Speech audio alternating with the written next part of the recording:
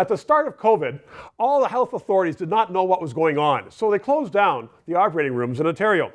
And now they're open again. And there's a big backlog. Christine Van Geyn is with the Canadian Constitution Foundation. She knows about that backlog. Tell us about it. How big is it? Is it gone yet?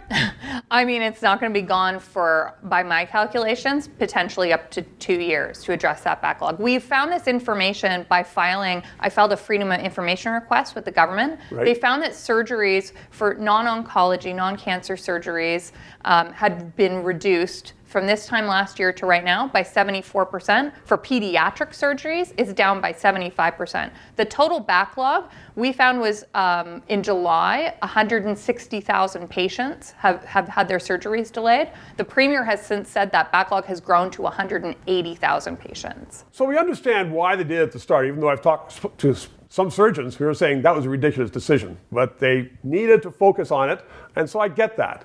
But what should they be doing now?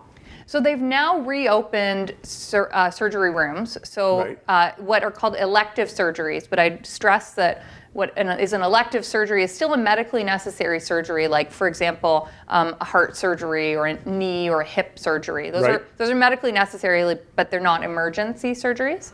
So those are now starting to be performed again, but in order to address the backlog, we're going to need some radical reforms to the healthcare system.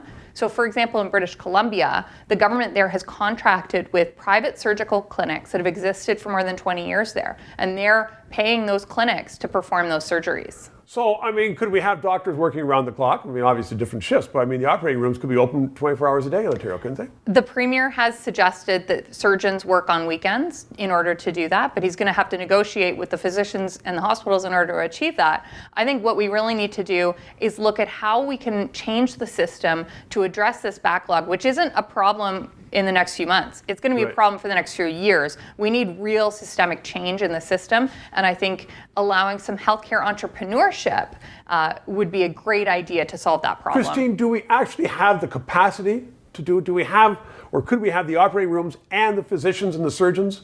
Are there enough of them around to get rid of this backlog in a short order?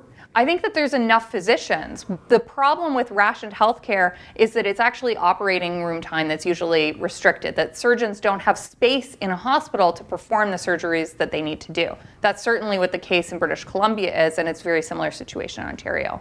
So there is a way to deal with it. It's just that the government's not doing it yet. We'd love to see some reform to the healthcare system. That's what our case in British Columbia in the Cambie litigation is all about. I think we need to bring that to Ontario too.